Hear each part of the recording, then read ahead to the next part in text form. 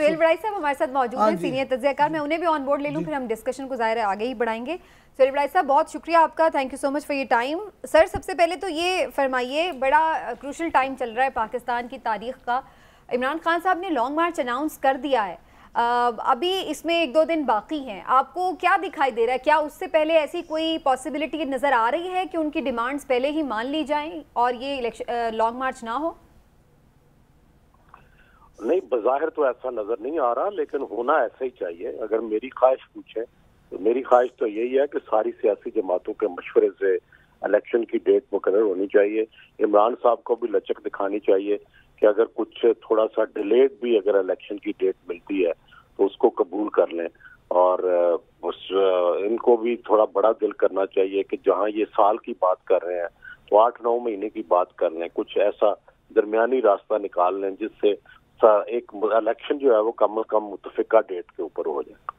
سہیل وڑائی صاحب، آپ جمہوریت کے بہت بڑے قدردان ہیں اور جمہوریت کو بہت بڑا درجہ دیتے ہیں، مجھے یہ بتائیں کہ موجودہ صورتحال میں آپ کو جمہوریت کا مستقبل کیا دکھائی دیتا ہے؟ انشاءاللہ جی، جمہوریت کا مستقبل روشن ہی ہے۔ تو عمران خان جمہوریت پہ یقین رکھتے ہیں، دوسری پارٹیاں جمہوریت پہ یقین رکھتی ہیں، سارے لوگ جمہوریت کے قائل ہیں، اور جمہوریت انشاءاللہ پاکستان میں پھلے پھولے گی اور پھلے پھولے گی۔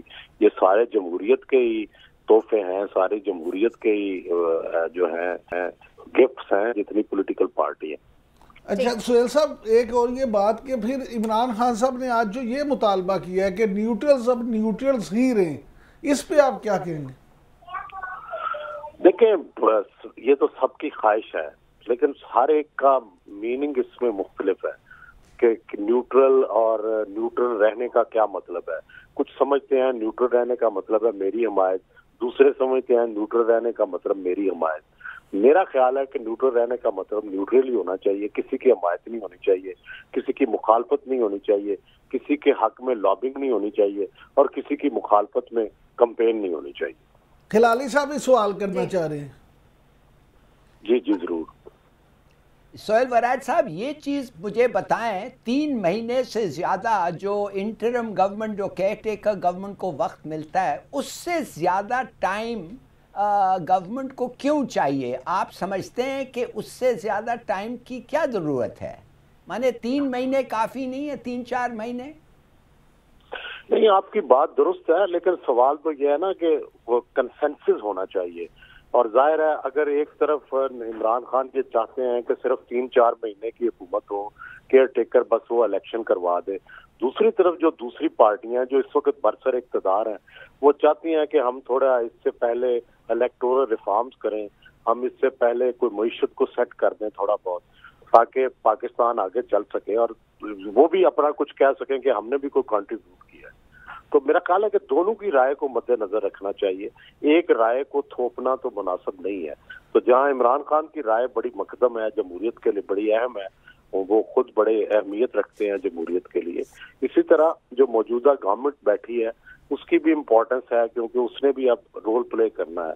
تو دونوں کی رائے کو ملا کے میرا خیال ہے کوئی درمیانی راستہ اگر نکل آئے، اور اس میں فوج رول ادا کر سکتی ہے، اس میں وہ درمیان میں لیکن ایک بات اور بھی جاننا چاہوں گی میں آپ سے سہیل وڑائی صاحب، کہ ایک یہ بڑا کہا جاتا ہے کہ جی لانگ مارچز، جلسے جلوس سے تو حکومت نہیں جاتی ہے، تو پھر حکومت بھی شاید اس لیے تھوڑا یہ سوچ رہی ہو سکتی ہے کہ جناب لانگ مارچ کر بھی لیں گے، آ کے بیٹھ بھی جائیں گے، کتنی دیر بیٹھیں گے، خود ہی تھک کے چلے جائیں گے، تو کیا اس کا واقعی کوئی اثر نہیں ہوتا؟ تو پھر یہ اتنے لانگ مارچز ہوتے کیوں ہیں؟ اگر نہیں، لانگ مارچ کا اثر ہوتا ہے، یہ نہیں بات، حکومت سٹینڈ سٹل ہو جاتی ہے، حکومت ڈسٹرب ہو جاتی ہے، سارا ملک سٹینڈ سٹل ہو جاتا ہے، یہ نہیں ہے کہ لانگ مارچ کا اثر نہیں ہوتا، چھوٹا سا جلسہ بھی ہوتا ہے تو اس کا بھی اثر ہوتا ہے، سیاست کبھی بے اثر نہیں رہتی، آپ اس کو اگنور کر سکتے ہیں کچھ عرصے کے لیے، آپ اس کو نظر انداز کر سکتے ہیں، لیکن الٹیمیٹلی آپ کو ماننا پڑتا ہے، پبلک کی پاور ہی سب سے بڑی پاور ہے،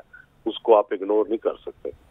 اچھا سہیل وڑائی صاحب، جو بنگلہ دیش ماڈل کی بات ہو رہی ہے، کچھ لوگ یہ کہہ رہے ہیں کہ بنگلہ دیش ماڈل پہ یہاں کچھ زیادہ عرصے کے لیے انٹرم گورنمنٹ بنا دی جائے اور پھر ٹیکنوکریٹس اور دوسرے سیاستدانوں کو ملا کے اور اس سے پھر ساری ریفارمز کی جائیں اور اس کے بعد الیکشن کروائے جائیں، اس پہ آپ کا کیا نقطہ نظر ہے؟ نہیں عمران صاحب، اس کی آئین میں گنجائش نہیں ہے، میرا خیال ہے کہ इंटरिम गवर्नमेंट 3 महीने की 4 महीने की होनी चाहिए जो कॉन्स्टिट्यूशन में लिखी है।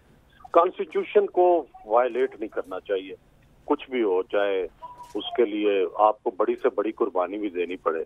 कॉन्स्टिट्यूशन बड़ी मुश्किल से बनता है और उसको 100% उस पर अमल होना चाहिए।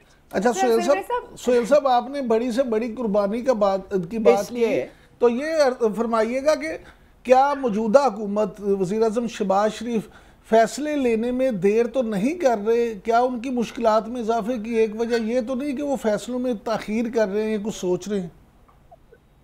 ये सही है, ऐसे लगता है कि जो इत्तेहादी हैं उनकी वजह से इतनी बड़ी कोलिशन है, तो उसको आपस में कंसेंसस करने में, उसका आपस में इत्तेफाक करने में प्रॉब्लम होगा। तो इसलिए मेरा ये ख्याल है कि इसलिए इलेक्शन जो फैसले हैं उनमें देर हो रही है। हिलाली साहब, आप भी कुछ कह रहे थे? जी सर।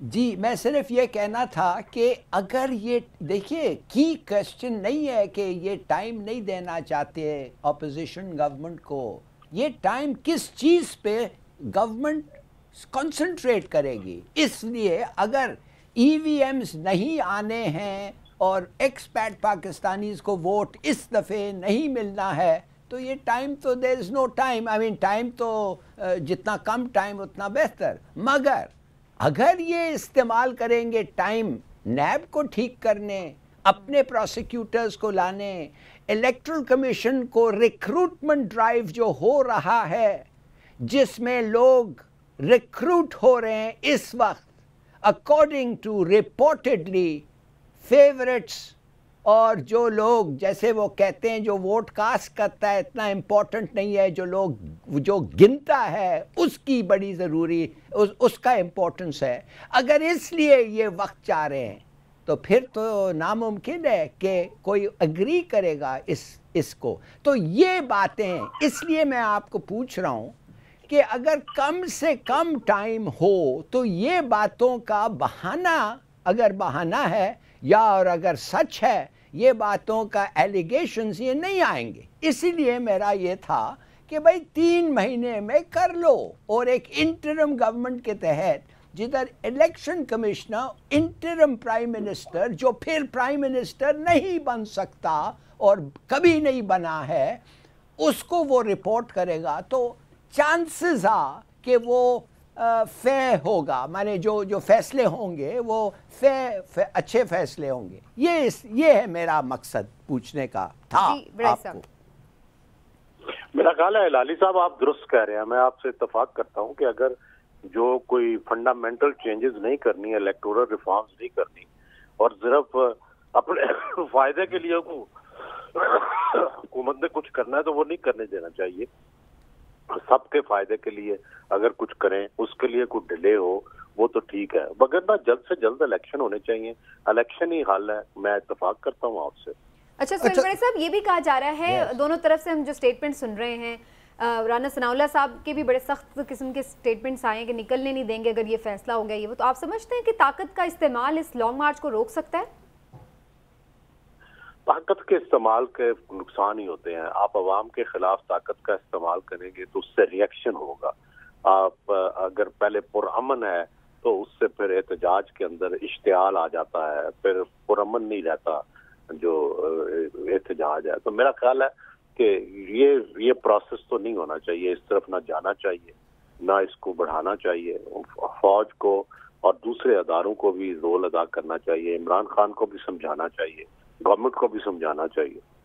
अच्छा चौधरी साहब, ये फरमाइएगा कि बाज़ लोगों का ख्याल है, खास तौर पर सियासी तजियाकारों का, कि हुकूमत नवंबर में होने वाली एक तैनाती के हवाले से भी चाहती है कि इलेक्शन नवंबर के बाद हों, तो क्या आप इसको किस नज़र से देखते हैं? मेरा ख्याल है कि ये हो सकता है हुकूमत के मद्देनजर हो, लेकिन जाहिर है नवंबर तक तो बड़ा मुश्किल है। मेरा नहीं ख्याल कि उस वक्त तक इतनी जल्दी तो कोई भी, ये गवर्नमेंट तो मौजूदा नहीं चाहेगी कि नवंबर से पहले इलेक्शन हो।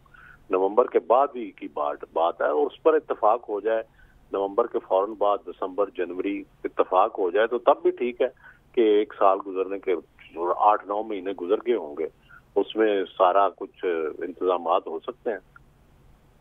ठीक, सुहेल वड़ाई साहब बहुत बहुत शुक्रिया आपका, आपने हमें वक्त दिया।